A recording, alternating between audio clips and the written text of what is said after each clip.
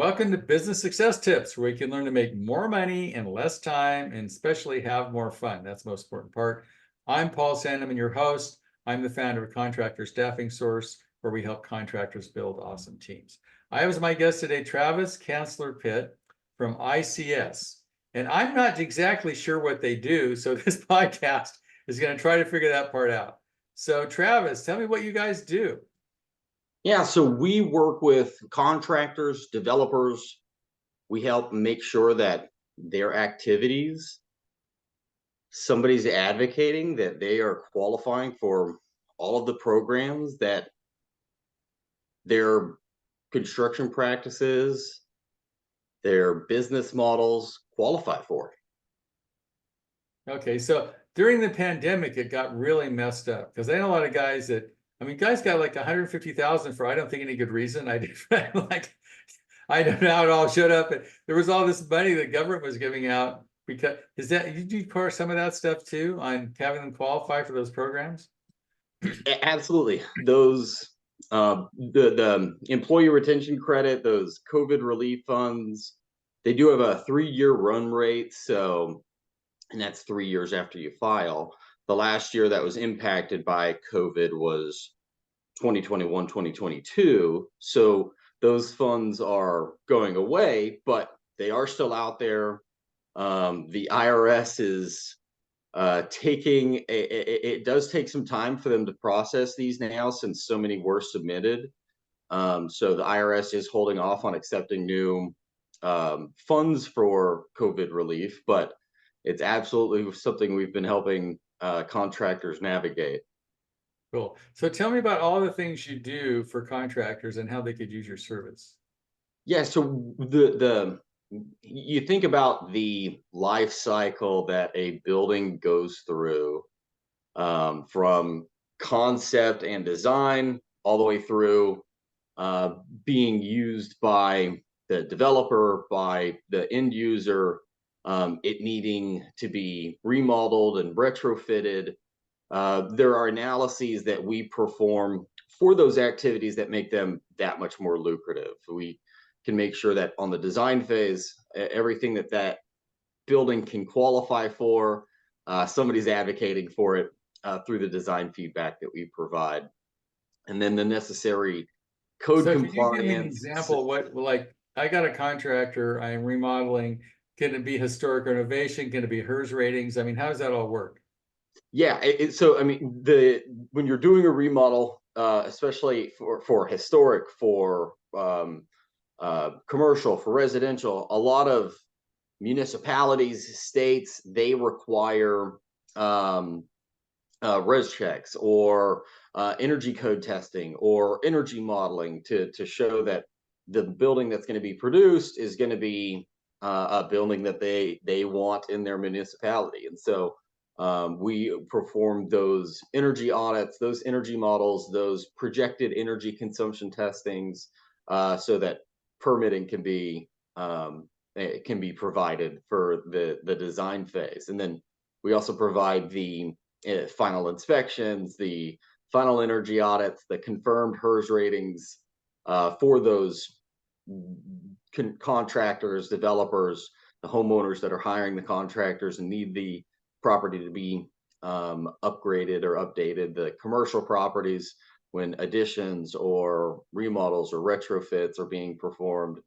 If you've got a contractor that's helping turn a 40-year-old school that hasn't been remodeled in 40 years, there are tremendous incentives out there for those tax-paying contractors to make those government buildings as efficient as possible as well. Okay. And so do you actually help get the permit, or you just provide all the stuff they need to get the permit? We provide everything that they need from an energy consumption standpoint that the permitting offices are going to be asking for. So a lot of times, especially with remodels, if you haven't built in a specific area, you as the contractor may not even know what the permitting office is asking for.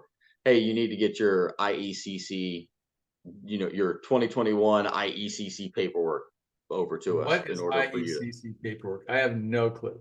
it's the International Energy Conservation Code, right? And so yeah, that's a pretty common question. That's pretty common that it comes up. A remodeler will say, hey, a homeowner wants me to retrofit their property.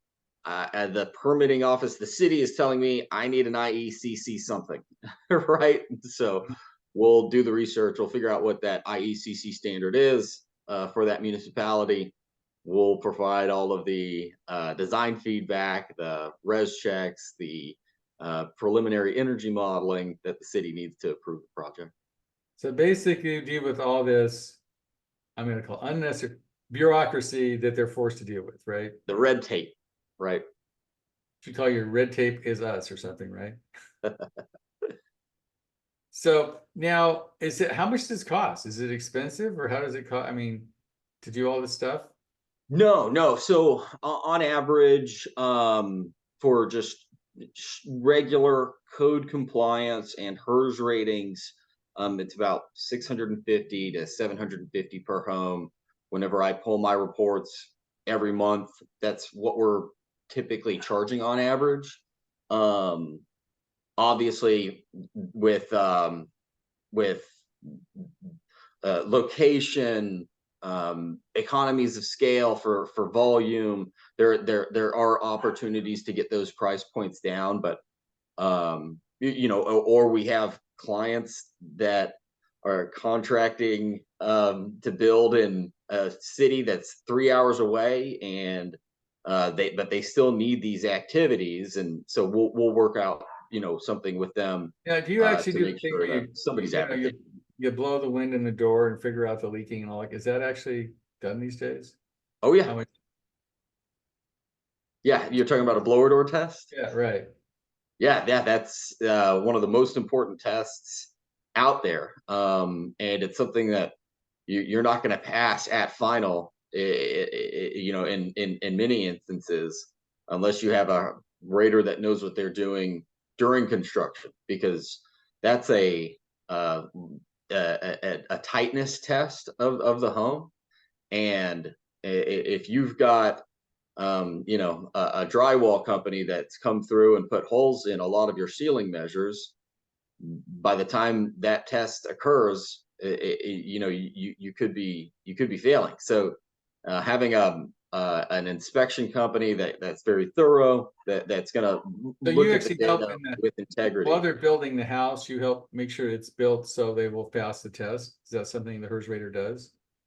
It's a responsibility of the HERS rater from our point of view. I mean, my director of inspections, he's been doing this for over 20 years. And when he's training, he's saying if the house fails at final, that's on you. Because during construction, you have every opportunity to make sure that the headers and footers and all of the other ceiling measures are being seen to with integrity. And you have an opportunity to work with the project managers, the subcontractors, and making sure that they are all on the same page when it comes to the energy features of the home. Now, it's probably a really weird question. How often, in your experience, do houses fail the first time on HERS rating thing? Not your houses, but in general, did everybody pass easily, or is it a hard thing to get done? No. The first time that you work with a builder, there's probably a 50-50 chance that the house is going to fail. We've been brought in often. A rating company continues to fail. A contractor, they're tired of it, they're frustrated, so they reach out to us, and we sit down and kick off the project by training their PMs, by training their subcontractors, and letting them know these are the things that we're going to be looking for. So that those first times can be 25 to 50% potential fails. But it's the momentum that's the most important for the builders. All they need to do is understand what to do, and in many cases, it's just showing them. And once you have that builder that has that momentum to build to a high energy standard, then they really start hitting their stride, and you see a lot less So failure. you actually coach them in how to do that, or your HERS guy in that area helps builders do that? 100%. It's with the way that codes are these days. We've got a new code that's going to be starting next year, right? And so about every year and a half to 3 years, there's a new code change. And a lot of rating companies, they don't keep their builders apprised of those upcoming changes, and we absolutely do. We don't want to see slower build times. We want to see faster build times, and so So we how make many sure that those codes contractors you guys work with? You got any ballpark number? hundreds. Yep. Okay. And what about, you work with a small guy? Because most people listening to this podcast are probably between, $1 million and 10 million. So do you have a lot of small contractors, or just the big guys you work for? I will tell you that I cut my teeth in my career by doing government relations. I worked for those that wrote our energy policy. My I'm a small business owner. My parents were small business owners. There is nobody that's too small for me. I want to advocate for American taxpayers and make sure that everybody is receiving what they qualify for. I mentioned earlier a contractor that was asked to remodel a property that was 3 hours away from him. He wanted to take on the project, and I worked with him and made sure that that project was as successful as possible. I treat every home as its own analyses. So if you're sending me 8,000, one of our clients, is fairly large. I still treat each home as its own analysis. And so from my perspective, they all get treated with the same integrity, the same thorough approach, and extremely experienced raters and inspectors. So now when somebody engages your company, what does that look like? Do they call you up and say, I've got a house, or they say, I want to work within all my houses? How does that relationship work? So ideally, you would reach out to us during that conception, that design phase, but that's rarely the reality. Typically, the reality is somebody's current rating company is failing them. They'll reach out to us because they need help, and we will get into the weeds, and we will be mid-project, and we will be telling them everything that they can do in order to pass the codes, build to the standards that they want to build for, and qualify for the programs that their construction practices qualify for, and then work with them on their next projects from Well, design all the way through. But yeah, Travis, I typically would say resurrection is harder than birth, but I think you may be in the resurrection business a lot, right? Like you come in. That is something that we have had to become extremely adept at. Okay, because they've got some local person who may not be as skilled as you guys are. They fail 3 times and go, I'm done. And then they call you and get somebody who may be more professional and may know what they're doing more than their current local guy does, right? Exactly. I mean, you think about it, whenever we were building ICS, we needed HERS raters, and we are hiring about 3 to 5 per month, employees per month. And so when interviewing, when trying to find HERS raters that we could bring on board, a significant amount of them, they don't need their zip code. They're local guys, and they love that, and they are experts in their local code. But you build in another zip code, you build in another county, that's something that they're not familiar with. They may try, but you think about the nature of our work, where we came from the federal code. Being able to navigate from local all the way through federal is how we've built our business. So there isn't a jurisdiction, an area that we won't want to advocate for because of just the nature of our business model. Now, how many markets do you guys work in? We're in 14 right now, and but there aren't any states that we don't work in. There are, we've got like multifamily. If you've got somebody that's producing a 50-unit community, then it would make sense for us to have somebody travel to those communities and make sure that those building standards are being maintained. And then we also have a few HERS raters that all they do is travel, and they are all over the country, making sure that somebody's there to advocate for these American. So just a little bit, how long ago was ICS started? We started ICS tax in 2016. We started ICS inspectors in the midst of COVID in 2020. The tax consulting side. Company. It's only been around 4 or 5 years, right? It's pretty young. It is. It is. And I assume it's growing rapidly from what you're telling me. Very, very fast. When you can build a company in the middle of COVID, there's tremendous need, right? And some of our residential contracting clients, we were already doing analyses for them for federal incentives and utility rebates, and we were doing so retroactively, kind of like you were saying, and they were, it just became apparent when I would go to them and say, hey, we can do your local code as well. We can do your during construction testing. You're already having us do it after the fact. There's no need for you to pay for this stuff twice. Right. Cool. So this is something, for better or worse, every contractor needs, right? I mean, if you're building stuff, you just got to deal with the bureaucracy of building stuff, right? Exactly. So if people want to get in touch with you and find out more about what ICS does, and how do they get a hold of you, and how do you find out if it's a good fit or not? Yeah, so they can call.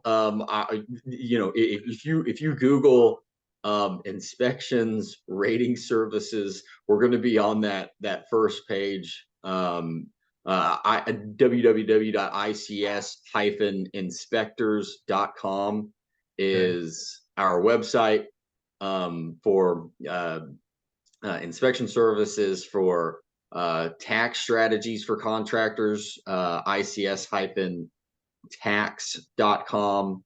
And then my phone number is somebody that a lot of our clients and contractors are leveraging often. And so, 512-215-1193 is a great way to get in touch. And it's not like I clock in or clock out.